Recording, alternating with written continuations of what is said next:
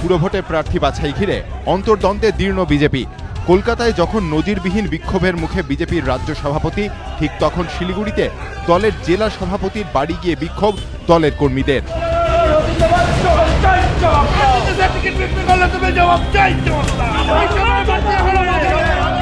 15, 22 ও 40 নম্বর ওয়ার্ডে প্রার্থী বদলের দাবিতে মঙ্গলবার দলের জেলা সভাপতি রথীন বসুর বাড়ি ঘেরাও করেন বিজেপি কর্মী সমর্থকদের একাংশ। অভিযোগ, গালিগালাজ করা হয় জেলা সভাপতির উদ্দেশ্যে। পুরভোটের মুখে এমন ঘটনায় যথেষ্ট বিব্রত জেলা বিজেপি নেতৃত্ব। জেলা সভাপতি রথীন বসুর অভিযোগ, বিক্ষোভের নেপথ্যে হাত রয়েছে বিরোধীদের।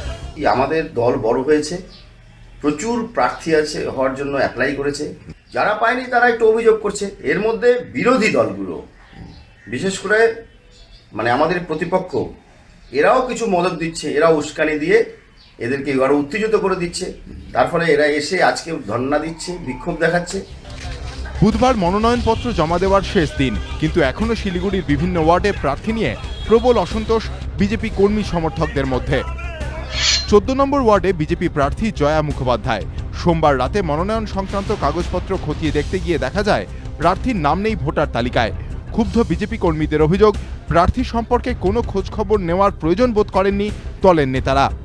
42 নম্বর ওয়ার্ডে প্রথমে ব্রিজকিশোর সিংহকে প্রার্থী ঘোষণা করে বিজেপি।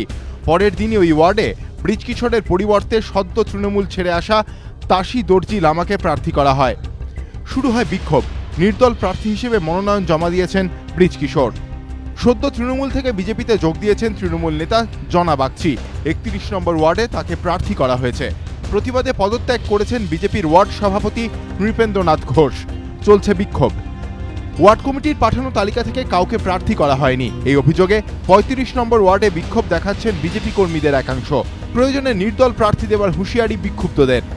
এছাড়াও শিলিগুড়ি পুরসভার 6, 12, 15, 22, 40 এবং 43 নম্বর ওয়ার্ডে প্রার্থী ঘিরে অসন্তোষ বিজেপির অন্দরে।